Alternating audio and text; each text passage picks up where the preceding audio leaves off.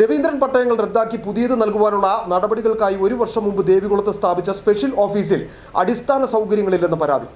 തഹസിൽദാർ അടക്കം 11 ഉദ്യോഗസ്ഥരെ ഉൾപ്പെടുത്തി ഒരു വർഷം മുമ്പാണ് സർക്കാർ പ്രത്യേക സംഘത്തെ നിയോഗിച്ചത്. എന്നാൽ നിലവിൽ ഈ കെട്ടിടം കാട് കയറി മൂടിയ അവസ്ഥയിലാണുള്ളത്.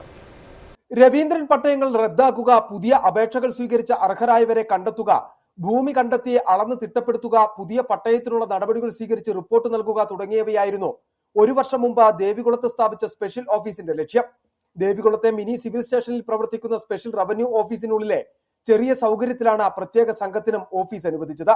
എന്നാൽ ഈ ഓഫീസിൽ അടിസ്ഥാന സൗകര്യങ്ങളില്ലെന്നതാണ് പരാതി. ദേവികുളത്തിലുള്ള സ്പെഷ്യൽ തഹസിൽദാർ ആഫീസ്, രവീന്ദ്രൻ പട്ടയத்துக்காக ആഫീസ്, പുതിയ ആഫീസ് ഒന്ന് തുടങ്ങി. തഹസിൽദാർ ഹൗസിൻ്റെ അടുത്തുള്ള ഒരു ആഫീസ്, അത് കാട് പിടിച്ച് കിടക്കുകയാണ്.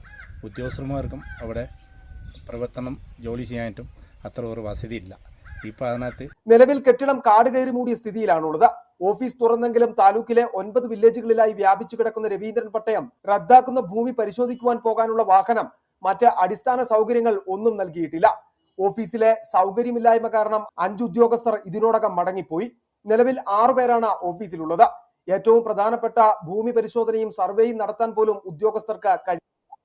1964 ഭൂപതിവ് ചട്ടപ്രകാരം കൈവശ ഭൂമിക്ക് പട്ടയം നൽകുന്നത് തടഞ്ഞുകൊണ്ട് 2024 ജനുവരി 10 ഹൈക്കോടതി ഉത്തരവിട്ടതോടെ രവീന്ദ്രൻ പട്ടയങ്ങൾക്ക് പകരം പട്ടയം നൽകുന്ന പ്രവർത്തനങ്ങളും നിലച്ചു കിടക്കുകയാണ്. City vision, Munnar.